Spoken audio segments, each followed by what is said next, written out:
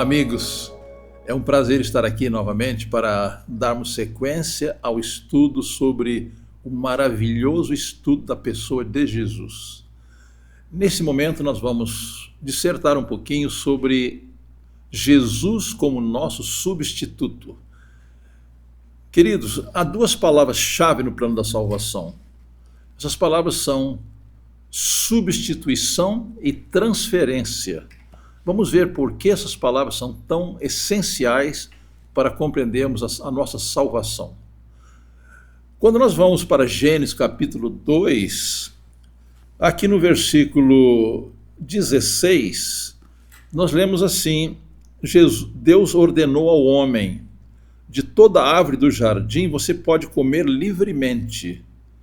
No verso 17 diz assim: mas da árvore do conhecimento do bem e do mal você não deve comer, porque no dia em que dela comer, você certamente morrerá. Observaram bem essas palavras? Deus colocou todo o jardim do Éden à disposição do homem. Naquele jardim havia todo tipo de alimento, tudo que era necessário para fazer o homem uma pessoa feliz na presença de Deus. Mas aqui eu quero chamar a atenção para a última parte do verso 17, que Deus diz assim: no dia que você comer da árvore da ciência do bem e do mal, você morre. Observaram esse detalhe? No dia. Bem, lamentavelmente, o homem e a mulher desobedeceram a Deus e fizeram exatamente aquilo que não deviam fazer, que era comer do fruto da árvore da ciência do bem e do mal. E qual foi a consequência? O homem perdeu aquela condição necessária para ter acesso permanente à árvore da vida. O homem foi expulso do jardim do Éden. Agora eu pergunto: Adão morreu no mesmo dia? Eva morreu no mesmo dia? Não. Nós lemos na palavra de Deus que Adão viveu 930 anos. E eu pergunto: por que Adão e Eva não morreram no mesmo dia em que pecaram? E mais ainda, por que nós também não morremos exatamente no mesmo dia em que pecamos? Bem, aqui entra a pessoa de Jesus como nosso substituto. Então, aquela morte que era para mim, ele tomou para si. Ele entrou em campo como nosso Salvador, já no dia que o homem pecou.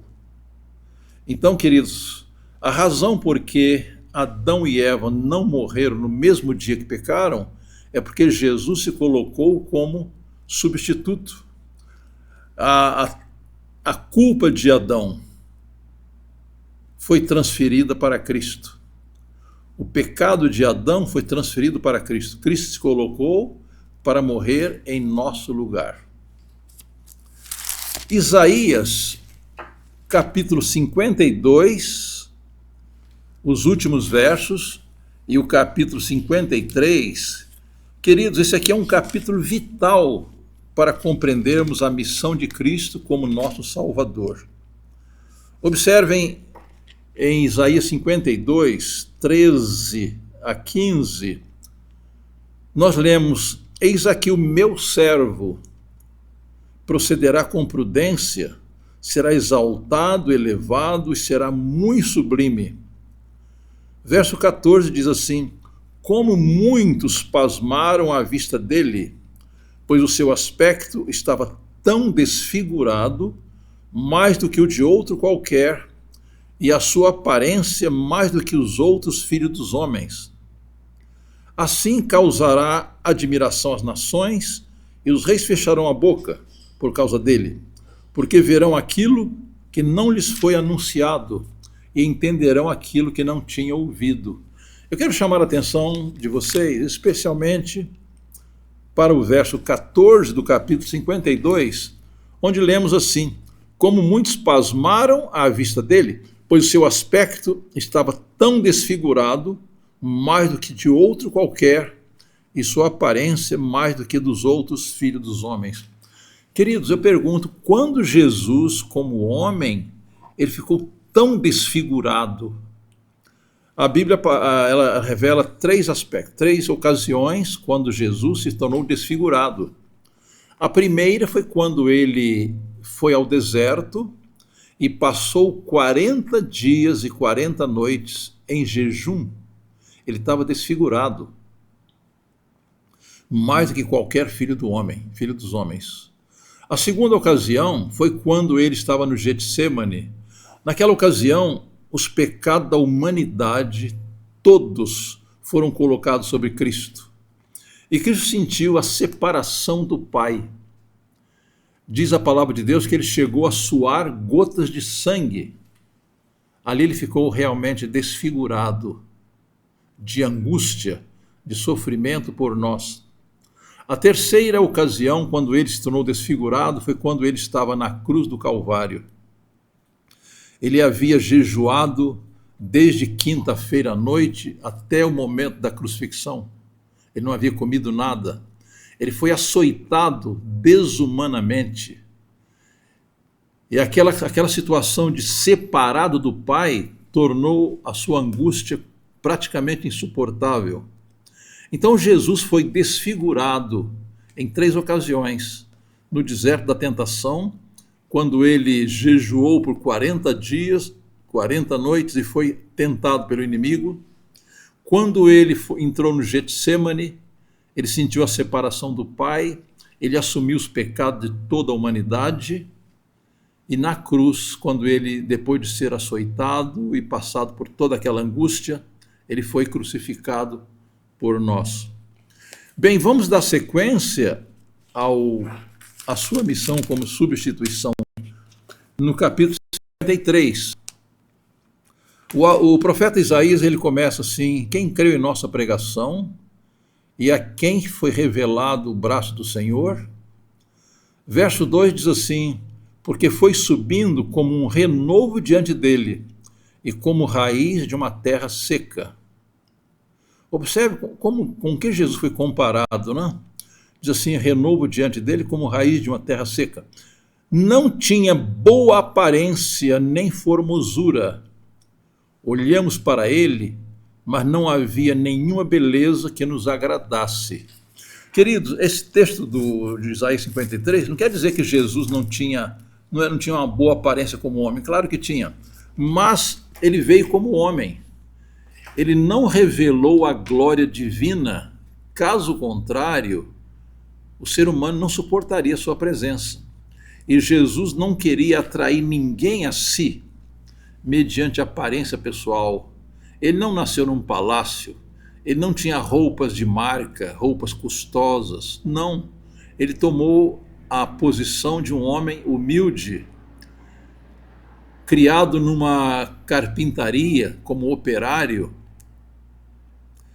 O verso 3 diz assim: era desprezado e o mais rejeitado entre os homens, homem de dores, que sabe o que é padecer. Observe que diz que Jesus foi desprezado e rejeitado. Irmãos, eu creio que uma das maiores dores que nós sentimos na vida é o desprezo.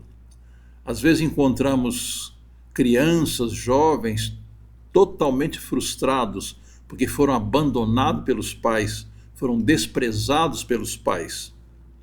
E aqui diz que Jesus foi desprezado e o mais rejeitado entre os homens. É claro que ele não foi rejeitado por seus pais terrenos, não. Ele não foi rejeitado por Deus, mas ele foi rejeitado pela humanidade. O apóstolo João, no seu evangelho, diz que ele não foi recebido pelos seus. Os seus não o receberam. E a parte final do verso 3 diz assim: e como um de quem os homens escondem o rosto, era desprezado, e dele não fizemos caso algum. Agora, a partir do verso 4, aqui entra a substituição propriamente dita. Diz assim: certamente ele tomou sobre si as nossas enfermidades e as nossas dores levou sobre si. e nós o considerávamos como aflito, ferido de Deus e oprimido. Então aqui no versículo 4 fala que Jesus tomou as nossas enfermidades, quer dizer, Jesus era um homem sadio, mas ele sofreu como nós, de fome, sofreu fome, sofreu sede, sofreu cansaço, sofreu depressão, sofreu tristeza. Embora ele não tivesse pecado, ele recebeu a nossa natureza humana com essas situações. Embora ele não tivesse tendência ao pecado, ele recebeu cansaço, fome, sede, sono, etc. Agora, no verso 5, o profeta se aprofunda um pouco mais. Diz assim: ele foi traspassado por causa da nossa transgressão. Queridos, vamos ter em mente, vamos compreender bem esse ponto aqui. Eu, como pecador, eu mereço a morte eterna. Mas Jesus, ele recebeu a nossa culpa e a condenação do nosso pecado. Foi traspassado por causa das nossas transgressões, esmagado por causa das nossas iniquidades. O castigo que nos traz a paz estava sobre ele, e pelas suas pisaduras fomos sarados. Então, queridos, a culpa que era minha, Jesus recebeu. A morte eterna que era para mim foi transferida para ele. Não é uma notícia maravilhosa essa? Devemos compreender bem esta profecia de Isaías 53. Lamentavelmente, queridos, os judeus, eles não consideraram essa profecia de Isaías 53. Esperavam que Jesus viesse como um imperador humano, como um político, como um conquistador militar. Não aceitaram a missão de Jesus como sofredor, aquele que veio morrer por nós. Essa foi a razão básica porque eles não receberam a Jesus como o verdadeiro Messias. Agora o versículo 6 do capítulo 53 de Isaías diz assim: todos nós, observem aqui que a inclusão de toda a humanidade, né? Todos nós andávamos desgarrados como ovelhas, cada um se desviava pelo seu próprio caminho, mas o Senhor fez cair sobre ele a iniquidade de todos nós. Observem esse detalhe. Então, quando Jesus entrou no Getsêmani, os pecados de toda a humanidade foram colocados sobre ele. Aqui diz assim: todos nós andávamos desgarrados como ovelhas. Cada um se desviava pelo seu próprio caminho, mas o Senhor fez cair sobre ele a iniquidade de todos nós. Verso 7 diz assim: ele foi oprimido e humilhado, mas não abriu a boca.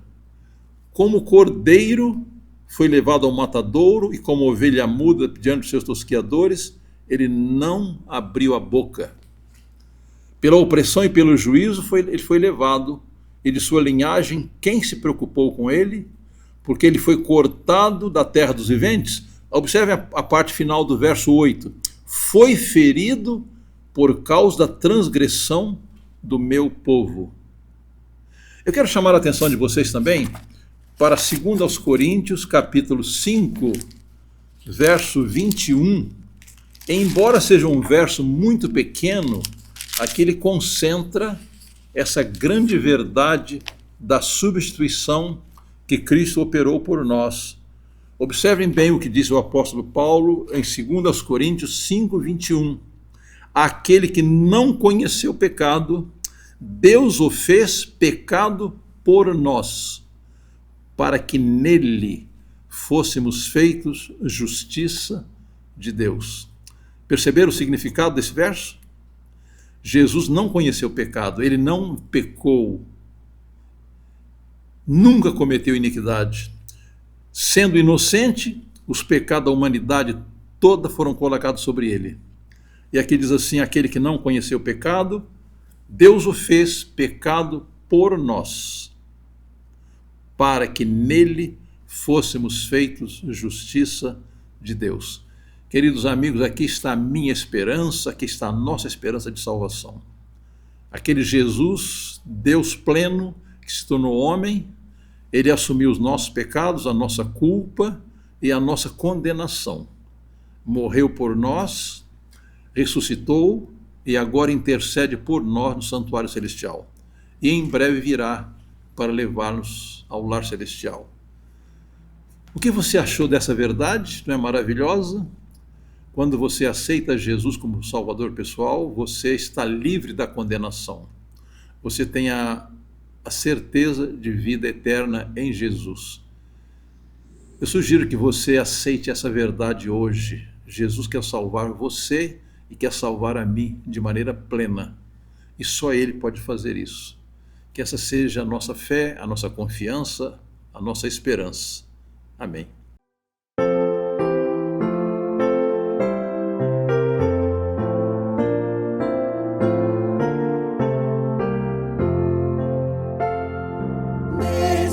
Desejamos, ó Senhor, tua glória celebrar, entoando teu louvor, tua bênção suplicar. Ouve em tua habitação nossa humilde petição.